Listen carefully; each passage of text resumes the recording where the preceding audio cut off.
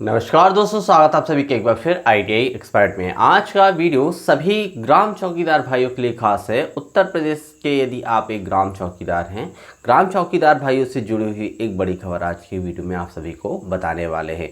दोस्तों, खबर क्या है और उस पर कितनी सच्चाई है वो भी आपको आज की वीडियो में बताएंगे, तो वीडियो को पूरा ज़रूर देखिएगा। यदि आप चैनल पर पहली बार आए हैं तो इस तरह की अधिक जानकारी पाने के लिए चैनल को भी सब्सक्राइब करना मत भूलिए। तो शुरू कर दें कि ग्राम चौकीदार भाइयों से जो उनका मानदेय को लेकर काफ़ी दिनों से उनका प्रयास चल रहा है, उनका राज्य कर्मचारी को लेकर जो दर्जा मिल जाए, इस बात को लेकर भी वो काफ़ी दिनों से प्रयास चल रहा है। और राष्ट्रीय अध्यक्ष पासवान जी के द्वारा या फिर अनु त्रिपाठी जी के द्वारा पूरा प्रयास किया जा रहा है कि ग्राम चौकीदार भाइयों का हक उनको मिल जाए। लेकिन ग्राम चौकीदार भाइयों का जो संगठन है, उनकी सबसे बड़ी जो कमी है कि सभी ग्राम चौकीदार भाइयों के जो अध्यक्ष हैं, जो जिस जिले के कस्बे के अध्यक्ष हैं, सभी का एकजुट ना होना संगठन की सबसे बड़ी कमी है। यदि सभी लोग एक साथ एकजुट होकर अपना प्रस्ताव रखते हैं और एक साथ मिलकर ये लड़ाई लड़ते, तो आज इसकी जो नतीजे हैं वो कुछ और अलग होते। ये बात कई सारे ग्राम चौकीदार भाइयों को समझ में आती है, लेकिन कुछ ऐसे ग्राम चौकीदार भाई हैं जो कि अपनी राजनीति इसी से चला रहे हैं। तो देखिए, इस तरह से यदि संगठन मजबूत नहीं होगा, संगठन एकजुट होकर काम नहीं करेगा, तो ग्राम चौकीदार भाइयों का जो हक है तो उनको कभी नहीं मिल पाएगा। ये लड़ाई काफ़ी लंबी दिनों से चल रही है और चलती जाएगी। यदि आप चाहते हो कि एक सम्माननीय आपको मानदेय दिया जाए, तो उसके लिए आपको प्रयास भी ज़्यादा करना होगा और उसके लिए आपको संघर्ष भी ज़्यादा करना होगा। ग्राम चौकीदार भाइयों का यदि वेतनमान 1000 या 2000 रुपये बढ़ा दिया जाएगा, तो इससे कुछ भी आपके लिए ज़्यादा फ़ायदा नहीं होगा।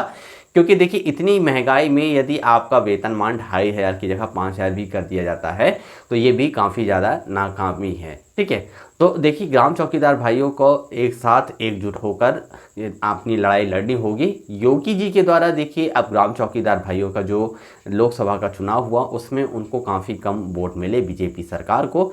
ये बात योगी जी के जब संज्ञान में आई, तो योगी जी ने अपना जो मास्टर प्लान है उसको लेकर अपनी बातों को जो है तो ग्राम चौकीदार भाइयों के लिए एक रूपरेखा बना ली है कि आने वाले समय में ग्राम चौकीदार भाइयों से कैसे संवाद करना है और उस पर कैसे अमल किया जाना है।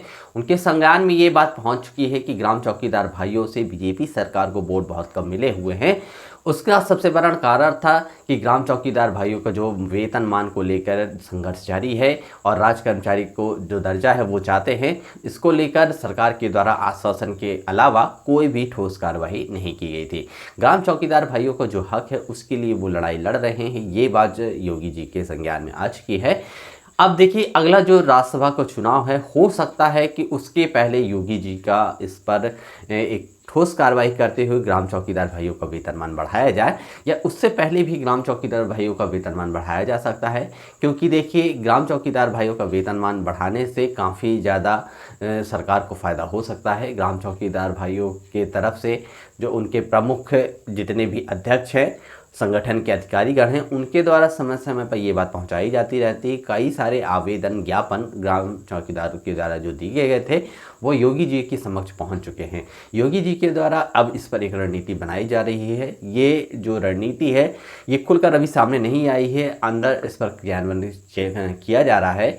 जैसे ही इसकी पूरी रूपरेखा बन जाती है, इस मास्टर प्लान तैयार हो जाता है, इसको जो है तो ग्राम चौकीदार भाइयों के लिए निकाल दिया जाएगा। इस पर क्या क्या बातें रखी गई हैं ये तो अभी खुलकर सामने नहीं आई हैं, क्योंकि ग्राम चौकीदार भाइयों का वेतनमान कितना किया जाएगा ये एक सस्पेंस बना हुआ है। ग्राम चौकीदार भाइयों का वेतन जो है तो इतना किया जाना चाहिए, ये सबका प्रयास है कि मिनिमम जो है तो 18,000 रुपये किया जाना चाहिए। लेकिन एक साथ क्या 18,000 रुपये वेतनमान हो पाएगा, ये एक प्रश्न चिन्ह की बात है।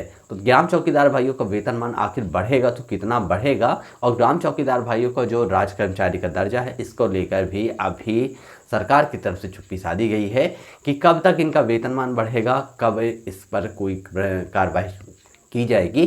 क्योंकि देखिए, अभी तक तो सरकार के द्वारा आचार संहिता लगी है, इस तरह से बातें सुनने में आती थी कि आचार संहिता ख़त्म हो जाए उसके बाद हम कोई कार्रवाई करेंगे। क्योंकि अब आचार संहिता ख़त्म हो चुकी है, अब देखिए अब इस पर एक्टिव मोड पे सरकार आ भी चुकी है। अब अगला जैसे देखिए आपने अभी सुना कुछ दिन पहले ग्राम चौकीदार भाइयों से जुड़ी हुई बड़ी खबर निकल के सामने आ रही थी कि ग्राम चौकीदार भाइयों को कुछ होमगार्ड जवानों ने मारा था। तो देखिए इस तरह से कई सारी ऐसी छोटी छोटी घटनाएं हैं जो कि सबकी नज़रें अपनी ओर खींच लेती हैं। तो देखिए चौकीदार जो संगठन है उत्तर प्रदेश का है, 70,000 से ज़्यादा ग्राम चौकीदार भाई वहाँ जो कार्यरत हैं और देश के अन्य राज्यों में भी बहुत सारे ग्राम चौकीदार भाई हैं। तो इनकी जो संख्या है तो तादाद है तो लाखों में है।